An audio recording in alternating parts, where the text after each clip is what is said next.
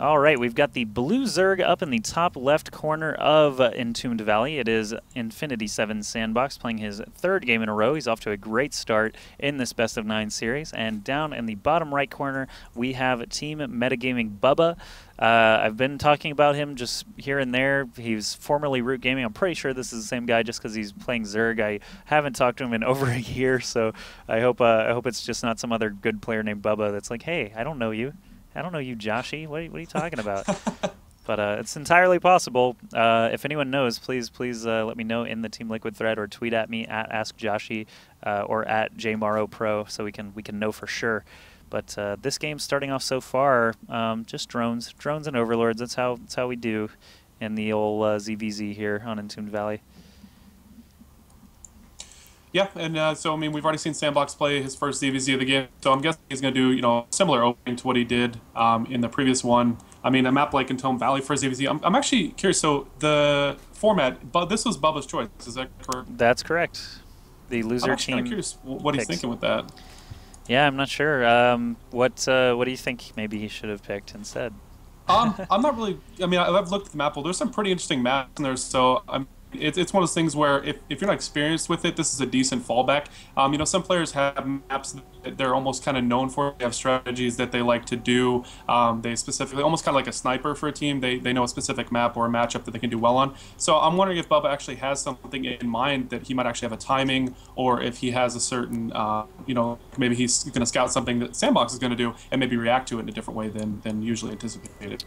That's possible. Yeah, but the format is best of 9, so both players do a blind pick for their player on a map that we decide. So Kdaria was our choice for this round. That's why we saw Sandbox versus Reap on that map.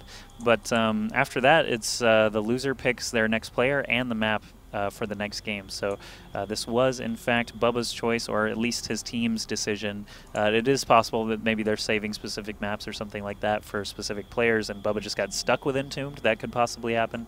But Antigua Shipyard is still available. That's one that I think I've seen a lot of ZVZs on that players would probably be more familiar with, and is a little bit smaller. So Ling Baneling is really prevalent on that map, but on Entombed Valley I really just don't know. I feel like the size of the map is going to lend itself more toward roaches into infestor kind of play.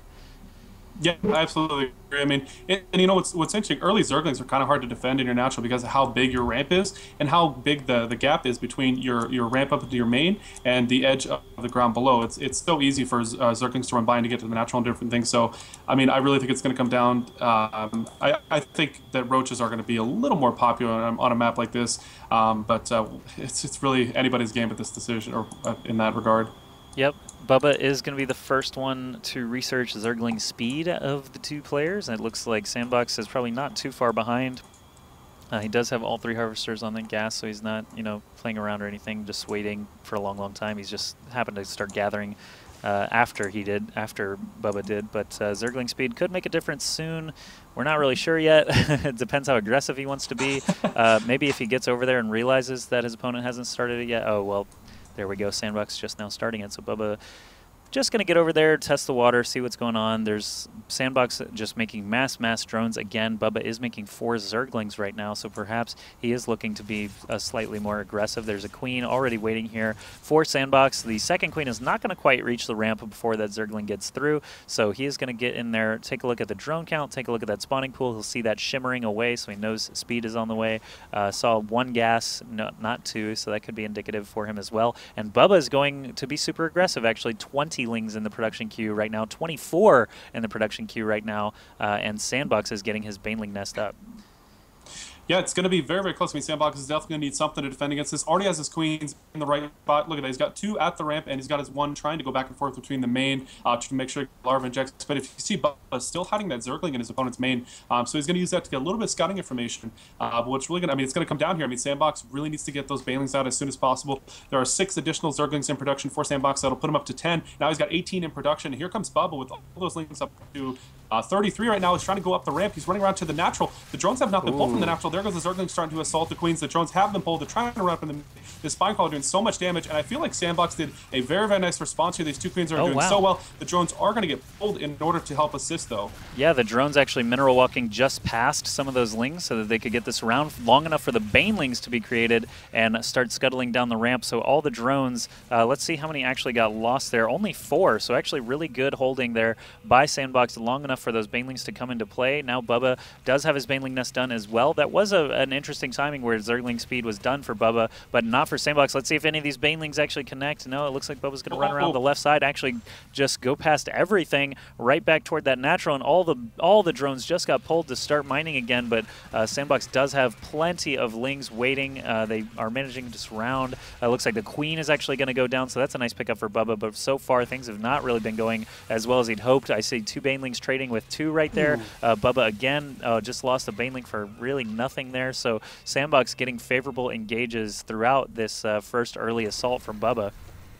Yeah, and this was definitely a little bit of an all-in from Bubba. He's down 5 drones now, even though he killed 4 of his opponents, so he definitely is going to follow this up with more aggression. 8 more Zerglings are in production, 4 banelings are being produced as well, and I'm not sure if he's trying to play defensive or go aggressive here. It looks like Bubba's trying to take the middle of the field. Sandbox is definitely holding the middle of the watchtower, sending a couple of Zerglings in to get some information, sees the banelings morphing, and I wonder if Bubba's going to go for run by here, but it looks like no, the 2 banelings from Bubba do reach the middle, and we're just having trades back and forth here, and I think it's going to come down to one really nice baneling connect here, to be honest. All right, 1 Zergling does pick off 1 baneling from Bubba, so that's nice. If he can manage to do that 8 more times and to kill the rest of these banelings, that'd be just perfect for him. But I do see him making some more banelings. He actually cancels before Sandbox gets there with his big swarm pack, whatever you want to call it, of lings. And Sandbox is actually switching gears now. He's not going to build any more lings, so he's going to need to be very effective with the trades here. At least 1-to-1. He doesn't want any of those banelings to splash in his remaining forces. He's basically switching gears towards that Roach Warren now. I like that, actually. He ran all the way to Bubba's base so that he had time to pull back farther and farther and basically lead him back toward his base, giving him time to get that Roach Warren up, because if Bubba doesn't get there until the roaches are already out, those banelings are going to be just a lot less useful, a lot less effective. Yeah, if he gets a decent number, like 6 or 8 roaches out, these Zerglings are going to become pretty much useless as well. So very nicely done by Sandbox, just feigning a little bit of aggression, forcing his opponent a little bit back, forcing him to make a couple extra units. I mean, look at Bubba, still producing Zerglings, still producing banelings, and right now we have 8 roaches in production for Sandbox. So I feel like this response or this transition is going to be perfect from him. Yeah, Bubba is now finally reaching the wide ramp outside the natural. 3 roaches are already out at the natural, 2 more popping up, and all the larvae are in use right now for Zerglings and roaches. Looks like Queens and roaches at the ramp are actually killing off a lot of those Zerglings. I see 1 baneling remaining. He actually gets popped without too much use. Actually, Sandbox manages to hold this first wave. More lings running in now. They do get a full surround on the roaches at the ramp, and it looks like some of them are going to be going down. Some of those roaches will be killed off, but Bubba just does not really have the economy to continue this for too long. Eventually, Sandbox, with his superior drone count and mining, is just going to be able to overrun him with roaches, so Bubba really needs, he needs to switch directions, I think. He needs to start macroing now before he just basically loses that macro battle. Wow, and right now we do supply, or just about double for Sandbox, 58 to 34. Bubba does have his own Roach Warren on the way, but it looks like he waypointed a couple extra units, throwing away 2 banelings. That's definitely going to hurt him. Now with 22 Zerglings in production, and so it looks like he's trying to waypoint a couple of banelings around the north side, around the 4th base of Sandbox, maybe try and do a little bit eco damage, because the last couple baneling connects from actually Bubba did a lot of drone damage, so they are very, very low, but it looks like Sandbox is not going to worry about it. He's actually pushing across the map right now. How many roaches does he have? Up to, it looks like 9 right now, pushing across the map, and it looks like we do have a counterattack from Bubba, but how much damage is this really going to do? I'm not seeing a whole lot of damage yet. Yeah, with the Queens there, I don't think it's going to be an issue at all for Sandbox. He's going to be able to clean those up, no problem. Now we've got to worry about the fight outside of Bubba's base. Sandbox finally managing to break through all those assaults. Now he's turning every remaining ling into a baneling, and he's got a solid number of roaches still standing, focusing down the Roach Warren of Bubba right outside, just as a juicy target right at the front of the natural there. All these lings, Bubba really can't even afford to turn them into banelings. He's got 8 roaches on the way right now. All these banelings have finished now.